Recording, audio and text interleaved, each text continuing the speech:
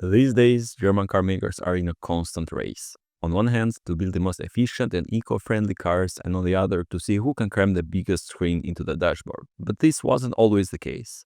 Let's go back in time when Germans were just crazy.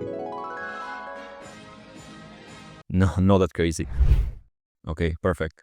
The period from 2000 to 2010 was the golden age of German car makers, a time when they were building some cars which made little to no sense on paper.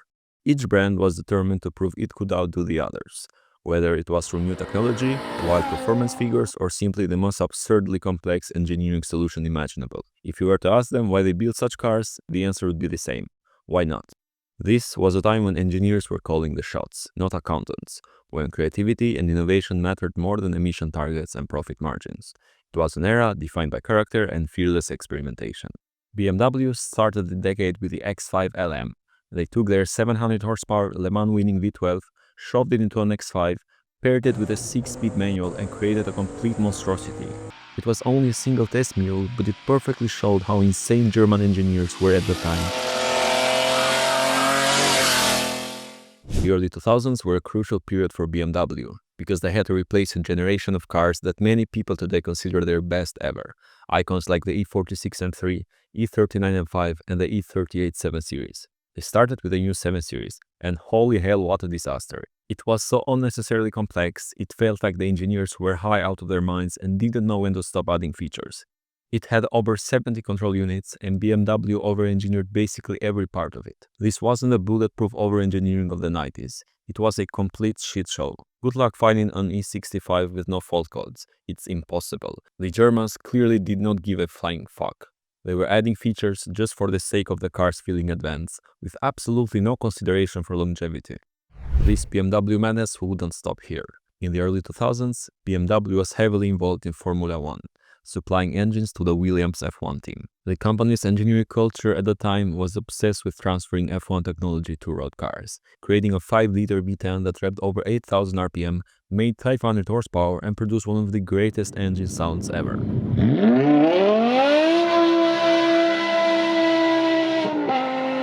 The logical move would have been to put this masterpiece into a lightweight, motorsport-inspired chassis. But of course, the Germans were too high for logic, so they put it in an executive saloon and an estate. You could shift your own gears in a V10-powered wagon, with dogs in the trunk and kids in the back seats. Undeniably cool, but also absolutely insane. Then they chopped off 2 cylinders and created the highest revving cross-plane V8 of all time. And of course, they put it inside the 3 Series, because where else does a high-rating V8 belong other than a sensible compact sedan? Naturally, the engineers being high forgot to properly test the damn thing and rushed it into production, because really, what could possibly go wrong with 8,000 RPM F1-inspired engines? The E60 M5 and E90 M3 could have absolutely been some of the greatest cars of all time, if the Germans hadn't been so high and actually taken the time to test things properly.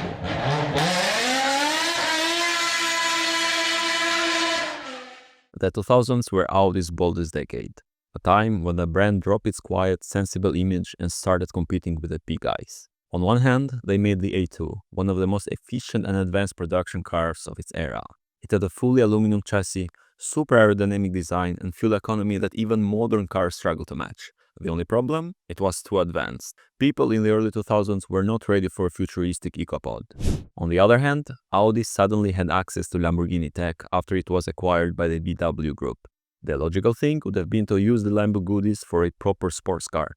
And they actually did that with the R8. But then Audi said, why stop there? And decided that their executive saloons also deserved some Italian insanity. So they took the Lambo V10 and shoved it into the S6 and S8, because apparently 8 or 12 cylinders just weren't enough anymore. And just when you think that's where the madness ends, they took the V10, strapped 2 turbos to it, and created a 580 horsepower monster. You'd think that put this engine in some supercar-like machine, right? Maybe something low, sleek, and sporty? Nope, they threw it into the A6 Event, a family station wagon. Moms and dads could now obliterate supercars while having groceries rolling around in the trunk. The RS6 was at least 50% more expensive than its competition, but did Audi care? No, they didn't. They weren't chasing sales numbers, they were simply building the coolest and most impressive wagon they could dream of. But Audi wasn't done yet. In the mid-2000s, they decided the diesel wasn't just for taxis and tractors, but it could also win races. And it did. Audi dominated Le Mans with diesel power, humiliating everyone with torque that felt like it was straight from gods. And how did Audi celebrate this victory? By doing the only logical thing they could think of. They put a V12 diesel into the Q7, a 12-cylinder diesel in a family SUV. It made 500 horsepower and 1000 Newton meters of torque, enough to pull a 40-ton airplane without breaking a sweat. Every Audi release of the 2000s felt like they were trying to flex and prove they can outdo the competition. The 2000s for Mercedes were pretty simple. Take every car they make and shove a massive engine into it. That's it, that's the whole business plan. And honestly, it worked. It all kicked off in 2003 with the E55 AMG, a supercharged V8 beast making 500 horsepower. This car basically started the German horsepower war of the 2000s. BMW and Audi were minding their own business, and Mercedes just showed up with a family sedan that could destroy supercars. Mercedes didn't stop there. They looked at the C-Class, a perfectly normal, sensible, compact executive car, and said, what if we put a 6.2-liter V8 into this tiny thing? And then they did it. Because if the engine physically fits in the engine bay, the Germans will put it in. No question asked.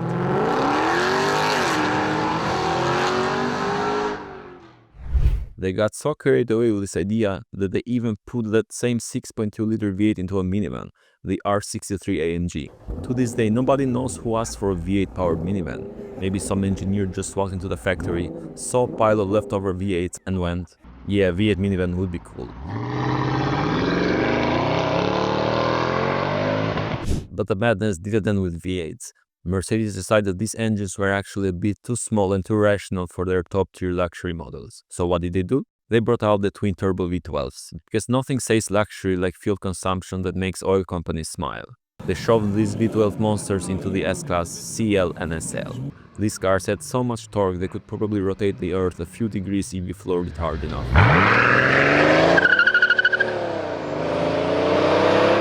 Mercedes didn't care about logic, efficiency or sanity. They cared about building the loudest, fastest and most over-the-top versions of cars nobody asked for.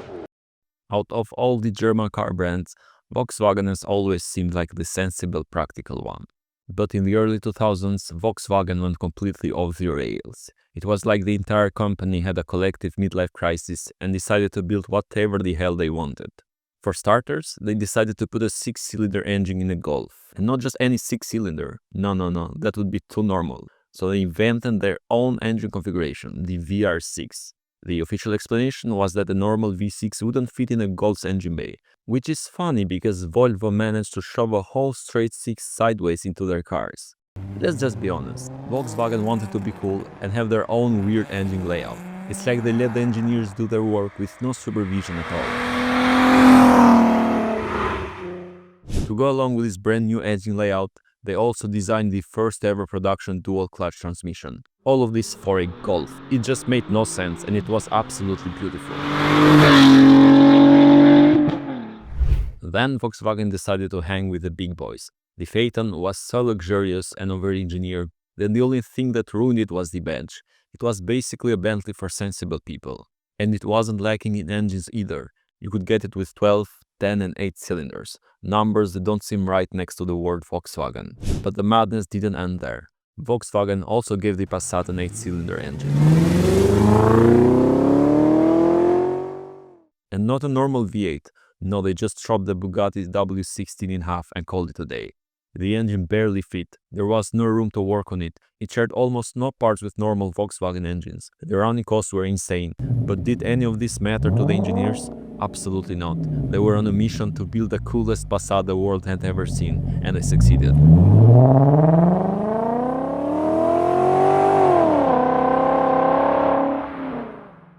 They also showed some love to the diesels, dropping a 5-liter V10. Like, what is a possible use case for this engine, other than sounding like a cool idea? They did other stupid shit as well, like giving the Beetle the VR6, a wide body kit, and a stupid spoiler. It looks like it is straight from the Facebook marketplace.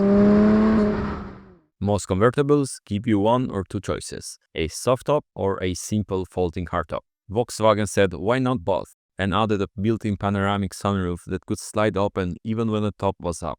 The result? A convertible, coupe, targa, and sunroof car all in one. But it made the roof mechanism one of the most complicated ever put in a mass production car. Volkswagen basically created a luxury car roof mechanism for a mid-priced car. At first glance, the 2000s seemed like a fairly normal decade for Porsche. The company was doing what it had always done best, building some great sports cars that combined performance and everyday usability. The 911 continued to evolve, the Boxster remained a hit, and the only odd thing was the introduction of the Cayenne SUV. But that made perfect sense from a business standpoint, as Porsche was desperate for money. Then came the Carrera GT, the brand's first true hypercar. It had a 5.7-liter V10 engine originally designed for racing, rating past 8,000 RPM and produced over 600 horsepower. The chassis was pure motorsport technology, carbon fiber monocoque, ceramic clutch, and push-rod suspension. Until now, all good, but the German engineers decided to make the Carrera GT as pure as the nose candy they were snorting on the daily. The car was incredibly raw and unforgiving, with virtually no electronic safety systems to protect the driver. If you oversteer, there's no computer to save you. You must catch the slide yourself, which realistically only experienced race car drivers could pull off. The carbon ceramic clutch was basically the size of a CD.